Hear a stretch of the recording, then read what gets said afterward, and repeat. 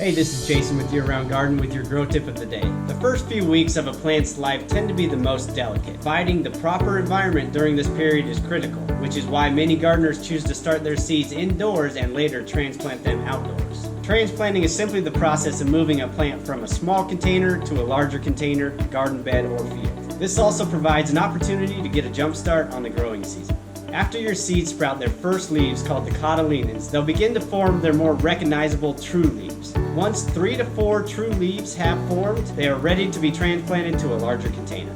Loosen the soil around your seedlings, gently handling to avoid damaging the tender stems. Fill your larger container with moist potting mix and form a hole in the center of the soil. Carefully place your seedlings into the hole. Keep out of direct sunlight for a few days to let your plant recover. Harden off your seedlings by providing 1 additional hour of exposure to direct sunlight each day. After a week, your transplant will be ready to move outdoors. This is Jason with Year Round Garden.